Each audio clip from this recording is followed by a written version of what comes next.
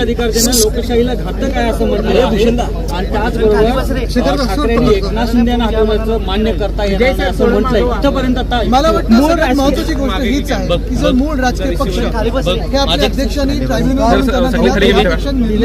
हत्या लोकशाहीची दुसरी कुठची ठरू शकत नाही. जसं मी सांगितलं की आजचा दिवस महत्वाचा मला वाटतं. आज पण आता रिडिंग चालू आहे. देशासाठी मोठे संकेत आहे की येणाऱ्या 2024 मध्ये जर अशी गद्दारी लेजिटिमाइज झाली, घाणेरडं राजकारण लेजिटिमाइज झालं, खोक्यांचं राजकारण लेजिटिमाइज झालं तर आपलं संविधान भाजपला बदलायचं आहे. डॉक्टर बाबासाहेब आंबेडकरांनी लिहून दिले संविधान भाजपला मान्य नाही आणि स्वतःचं संविधान द्यायचं आहे. हे स्पष्ट होईल.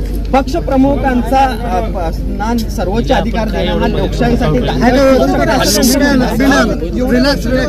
आमच्यात होते. मग ते कुठच्या पक्ष कुठच्या पक्षप्रमुखांच्या तिकीट लढत होते एवढं निर्लज्ज हत्या लोकशाहीची दिवसा ढवळ्या ही कधीही आपल्या देशात किंवा 75 वर्षाच्या इतिहास पाहिजे. उलट तपासणीला उद्धव ठाकरे हजर राहिले नाही, त्यामुळे त्यांनी जे काही प्रतिज्ञापत्र त्या गटाकडून देण्यात आलं ते अपात्र आम्ही ठरवतो असं देखील त्यांचं म्हणणं. मला वाटतं उलट तपासणी आता ह्या सरकारची खोके सरकारची लोकशाहीमध्ये जनता करेल. सुप्रीम कोर्टाकडून अपेक्षा आहे पण आता जास्त अपेक्षा हजर राहिले नाही, त्यामुळे त्यांनी जे काही प्रतिज्ञापत्र त्या गटाकडून देण्यात आलं ते अपात्र आम्ही ठरवतो असं देखील त्यांचं म्हणणं. मला वाटतं उलट तपासणी आता ह्या सरकारची खोके सरकारची लोकशाहीमध्ये जनता करेल.